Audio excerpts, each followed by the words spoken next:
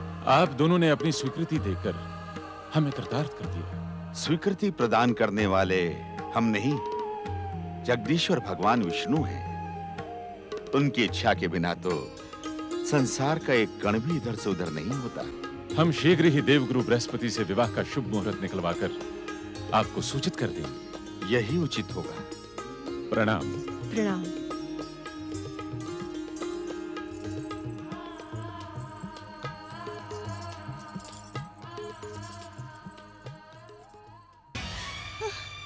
ऋषिवर, ऋषिवर, आप अदिति को प्रेम करते हैं और मुझसे द्वेष। यही कारण है कि आपने अदिति को आदित्य सूर्य स्वर्गाधिपति इंद्र जैसे दिव्य तेजस्वी पुत्र प्रदान किए, जबकि मैं मां बनने के लिए तरस रही हूँ। क्या ये आपका मेरे प्रति अन्याय नहीं है? समय से पूर्व कुछ नहीं होता अदिति। हमें ज्ञात है कि तुम विश्व विजयी पुत्रों की माता बनोगी, परंतु उसके लिए तुम्हें लंबी प्रतीक्षा करनी होगी। हाँ, प्रतीक्षा करना मेरा स्वभाव नहीं है ऋषिवर। अदिति मेरी बहन होते हुए भी मेरी सौत है, और सौत के पुत्रों के लिए मैं शुभकामनाएं कदापि व्यक्त नहीं करूंगी, और सूर्य के विवाह में कदापि सम्मिलित नहीं रहूंगी। हाँ, हाँ।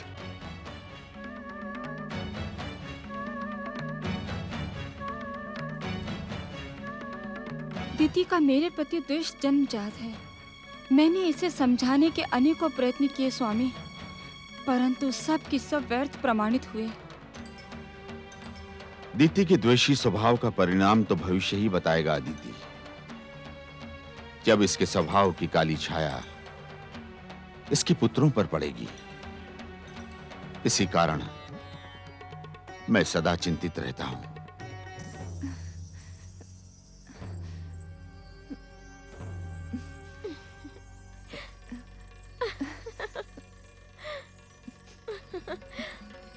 अरे अरे अरे, मेरी परम प्रिय दीदी इतनी शीघ्र पराजय कैसे स्वीकार कर सकती है? परिहास न कर बहिर्ष्मति, इस समय मेरा मन खिन्न है। तुम्हारी खिन्नता का उपचार करने ही तो मैं आई हूँ। तुम्हारे भावी पति सूर्यदेव ने माताश्री और पिताश्री की आराधना को अस्वीकार नहीं किया है, अपितु उन्होंने कहा कि इसके लिए मेरे माता पिता से अनुमति लें। अब तो ये विवाह निश्चित ही है।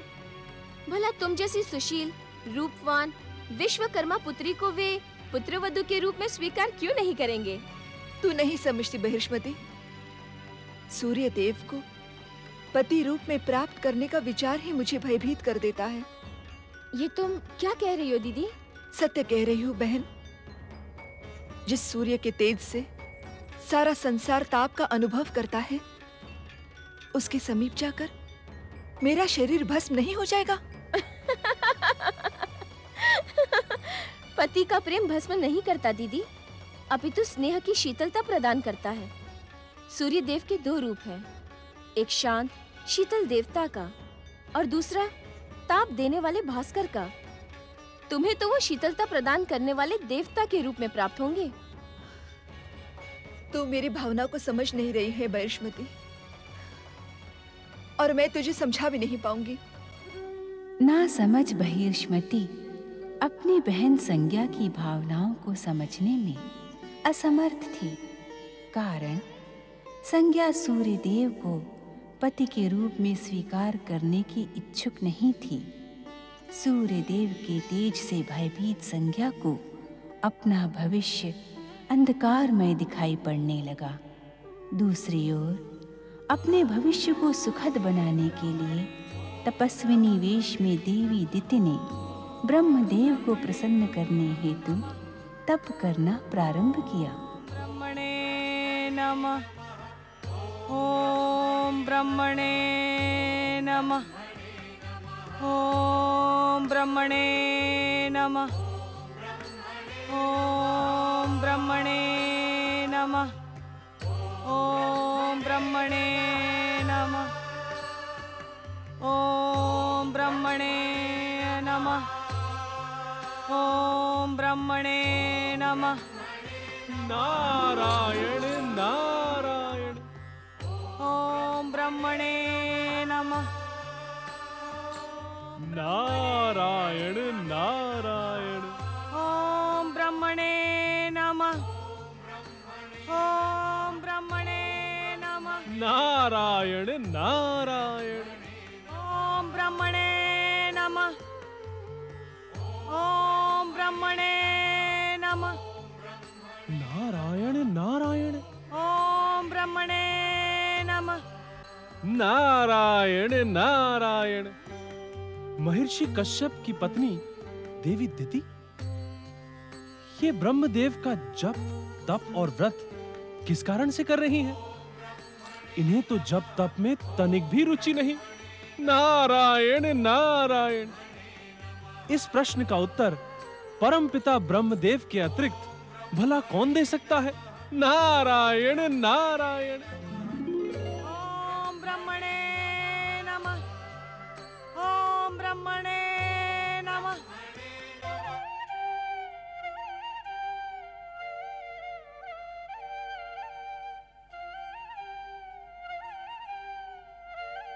किन विचारों में खोई हैं देवी सरस्वती?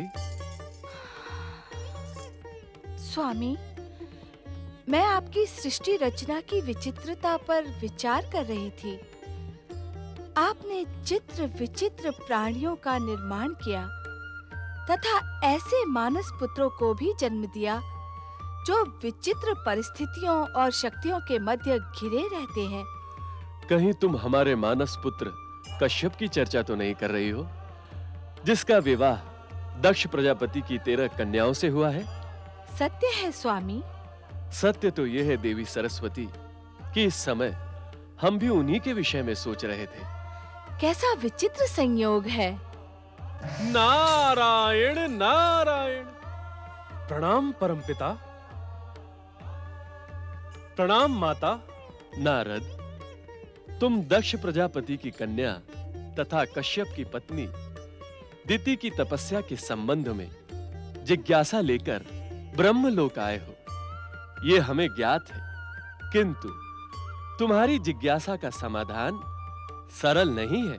नारायण नारायण। परंतु ऐसा क्यों परमपिता? यदि हम तुम्हें ही सब कुछ बता देंगे तो दिति से क्या कहेंगे? इसका अर्थ तो यही हुआ ना कि आप देवी दिति को वरदान अवश्य देंगे। यदि हम तुम्हें ही सब कुछ बता देंगे तो दिति से क्या कहेंगे? इसका अर्थ तो यही हुआ ना कि आप देवी दिति को वरदान अवश्य देंगे। नारद, अपनी बुद्धि का प्रयोग करके अर्थ का अनर्थ ना करो। नारद, चकित होने की आवश्यकता नहीं है। देवी सरस्वती सत्य कह रही हैं। सत्य? अर्थात आप देवी दिति के समीप जाएंगे किंतु उन्हें वरदान नहीं देंगे? अपनी जिज्ञासा का समाधान पाने के लिए ये व्यग्रता अनुचित है नारद।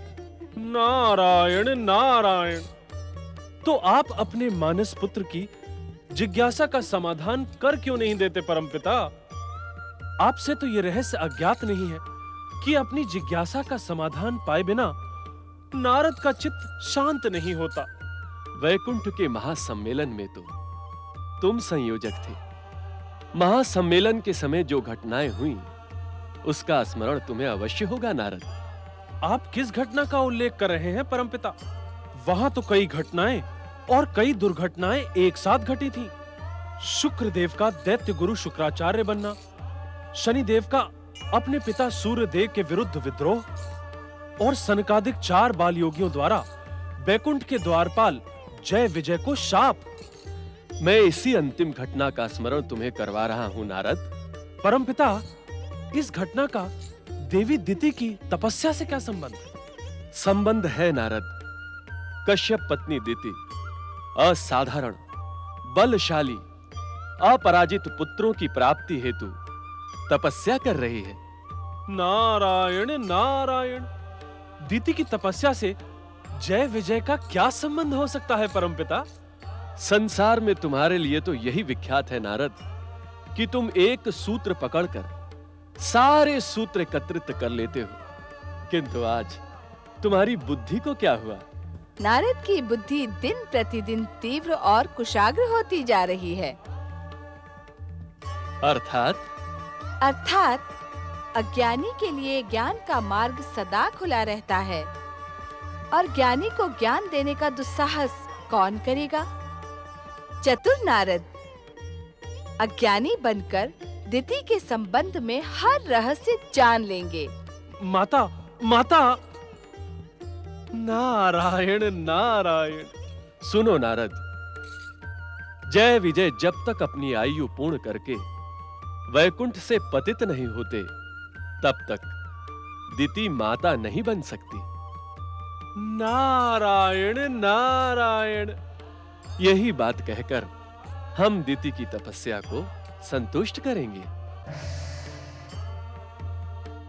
नारद, इस बात से कश्यप पत्नी दिति संतुष्ट हो जाएंगी, इसका मुझे विश्वास नहीं। नारायण नारायण! ओम ब्रह्मणे नमः। ओम ब्रह्मणे नमः। ओम ब्रह्मणे नमः। ओम ब्रह्मणे नमः। ओम ब्रह्मणे नमः। ओम ब्रह्मणे नमः। देवी दिति, ओम ब्रह्मणे नमः। आंखें खोलें दिति। ओम ब्रह्मणे नमः। अपनी तपस्या को विराम दें। परमपिता। परमपिता, मेरे पिता दक्ष प्रजापति तथा मेरे स्वामी के मानस पिता होते हुए भी आपने मुझे दर्शन देने में इतना विलंब क्यों किया? क्या मेरे आराधना के स्वर आप तक पहुंच नहीं रहे थे? अथवा मेरी बहन, नहीं, मेरी सौत अदिति ने मेरे स्वर रोकने के लिए कोई षड्यंत्र किया? अपने मन में उठते संदेह के ज्वालामुखी पर नियंत्रण रखो दिति। भला अदिति तुम्हारे स्वर को रोकने का कार्य क्यों करेगी? आपको तो ज्ञात ही होगा परमपिता कि ईर्ष्या व्यक्ति को किस सीमा तक नीचे गिरा देती है। आप स्पष्ट कहें, क्या अदिति ने मेरे विरुद्ध कोई षड्यंत्र किया है? अदिति के स्वभाव से तुम स्वयं अपरिचित नहीं हो दिति। वो तो जप तप व्रत करने वालों पर प्रसन्न होती हैं। उनका विरोध कैसे करेंगी? ये प्रसंग ही ऐसा है परमपिता। स्त्रिया चरित्र को भला एक स्त्री से अधिक कौन समझ सकता है? सौतिया ईर्ष्या ने उसका स्वभाव परिवर्तित कर उसे और ईर्ष्यालु बना दिया है। सत्य तो यह है दिति कि सौतिया ईर्ष्या से तुम ग्रसित हो। देवी अदिति तो आज भी तुम्हें छोटी बहन के समान ही स्नेह करती हैं। ये सत्य नहीं है। आप अदिति का पक्ष ले रहे हैं। हम किसी का पक्ष नहीं लेते, अपितु न्याय की कसौटी पर हर एक को परखते हैं।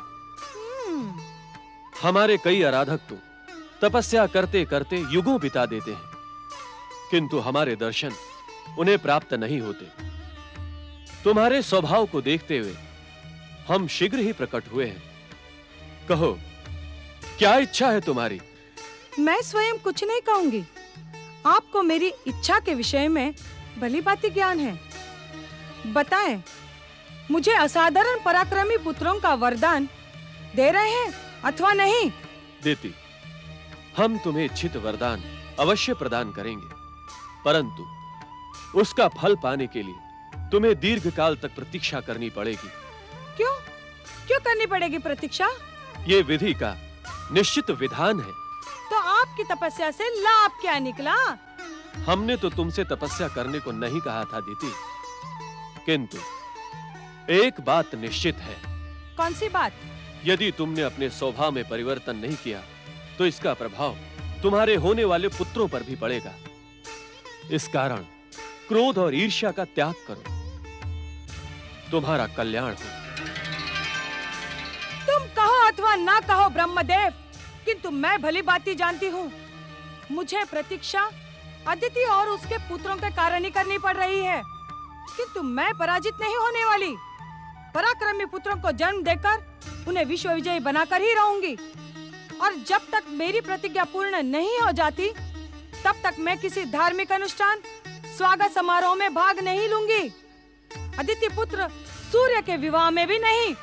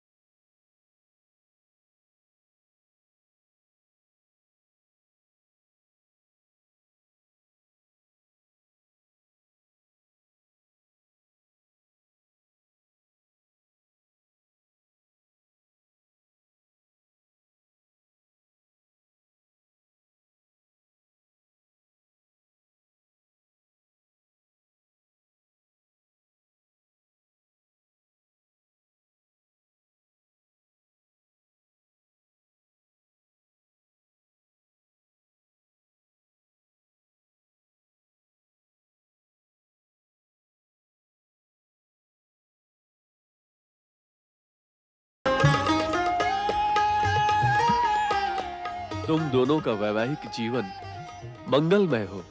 सूर्य देव जैसा श्रेष्ठ, तेजस्वी तथा गृहपति वर पाकर तुम धन्य हो गई हो देवी संज्ञा।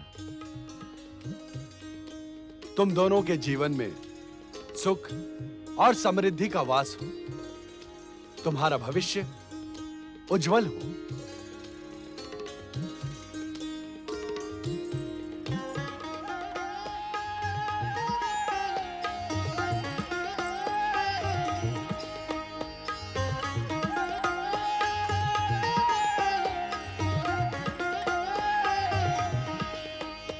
मेरे तेजस्वी पुत्र सूर्य, आज तक तुमने अकेले ही अपने तेज से इस संसार को प्रकाशित किया। इन्हीं श्रेष्ठ कर्मों का परिणाम है कि तुम्हारे अपने जीवन को प्रकाशित करने वाली देव शिल्पी विश्वकर्मा देव की सुंदर कन्या संज्ञा प्राप्त हुई। तुम दोनों का कल्याण हो।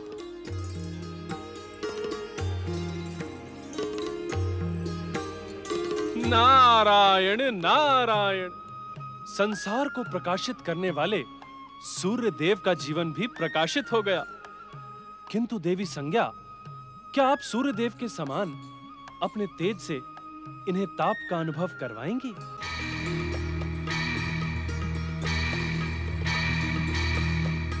नारद, तुम देव ऋषि हो। अवसर की गरिमा और मर्यादा का तुम्हें सदा ध्यान रखना आवश्यक है। किंतु निस्संदेह ये अवसर हास्य परिहास तथा आनंद का ही है। नारायण नारायण।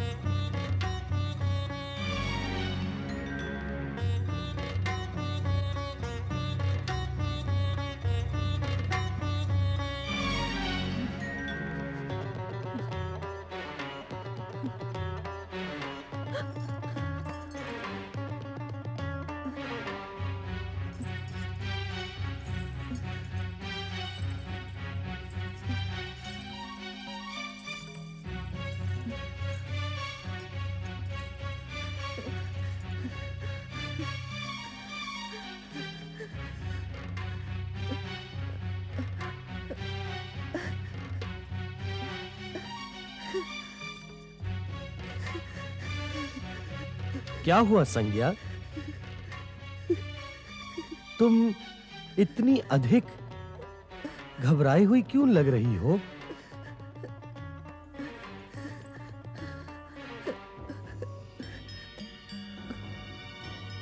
कुछ नहीं स्वामी। कुछ तो है संज्ञा। विवाह की बेला से मैं तुम्हारी घबराहट, उद्विग्नता और गंभीरता का अनुभव कर रहा हूं। क्या तुम हमारे तेज से भयभीत हो? प्रिय, इस समय हम तुम्हारे लिए ताप और अग्निवर्षा करने वाले भास्कर नहीं, अपितु तुम्हारे पति शीतल हृदय सूर्य हैं।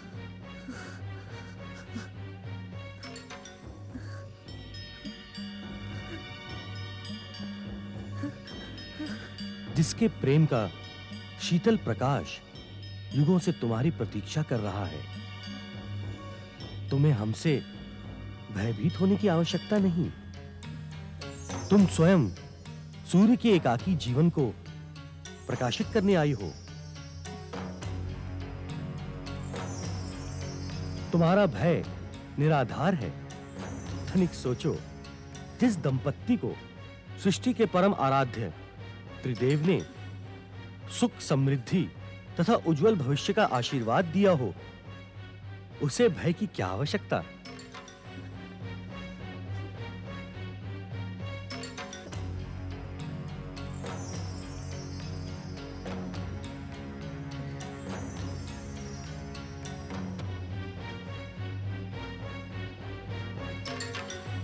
आपकी सृष्टि में कितनी अधिक विचित्रताएं और विडंबनाएं हैं परमपिता ब्रह्मा जी।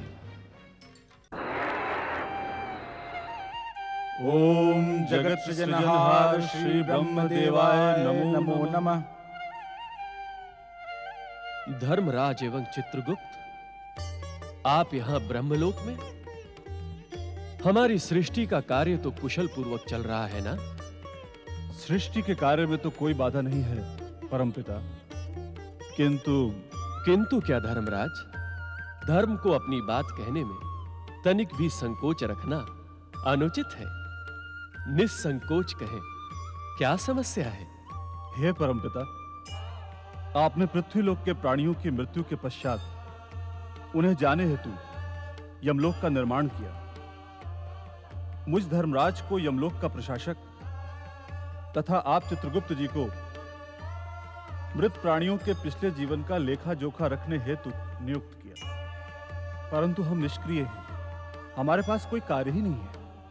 अपने कार्य के प्रति जिस प्रकार निष्ठा भाव प्रकट करते हुए आप दोनों ब्रह्मलोक में उपस्थित हुए हैं, उससे हम प्रसन्न हुए। हम अपनी निष्क्रियता से व्यग्र हैं परमपिता, जिसका कारण है यमराज की उत्पत्ति का न होना। इसके कारण मृत प्राणियों को यमलोक में लाने वाला कोई नहीं है। कृपया हमारा मार्गदर्शन करें परमपिता। धर्मराज, चित्रगुप्त, आप दोनों ही को इस बात का ज्ञान है कि सतयुग में किसी प्राणी की अकाल मृत्यु नहीं होती। सभी प्राणी अपनी आयु पूर्ण करके ही मृत्यु को प्राप्त होते हैं और स्वयं ही यमलोक आ जाते हैं। परंतु असुरों की तो अकाल मृत्यु होती है। उनके प्राणों को कौन और कहां ले जाता है? विधि के विधान के अनुसार असुरों का निवास पाताल लोक में है। मृत्यु के पश्चात वो पाताल ही जाते हैं और पुनः असुर के रूप में उत्पन्न होते हैं। जब किसी अवतारी शक्ति के द्वारा उनका वध होता है, तब ही उन्हें असुर योनि से मुक्ति प्राप्त होती है। किंतु जब सतयुग समाप्त होगा और त्रेता युग प्रारंभ होगा, तब क्या होगा परमपिता? धर्मराज की चिंता स्वाभाविक है, किंतु जगदीश्वर भगवान विष्णु की इच्छा अनुसार इस समस्या का समाधान शीघ्र ही होगा।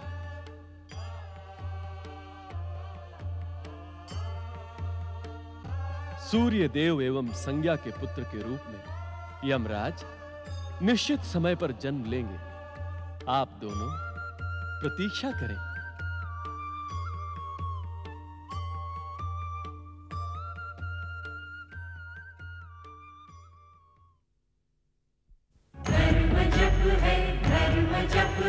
मनन है कृतिकार का, साधन तप ही कारण, जीव के उद्धार का। व्रत है तृप्ति, व्रत है निष्ठा, दर्श है ओंकार का, दर्श है ओंकार का।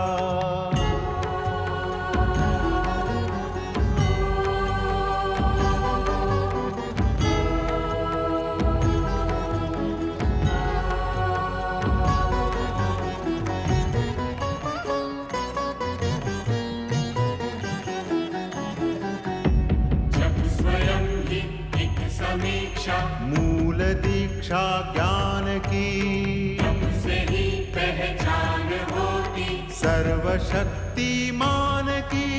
व्रत ही देता हर एक जन को सच्ची शिक्षा ध्यान की, सच्ची शिक्षा ध्यान की।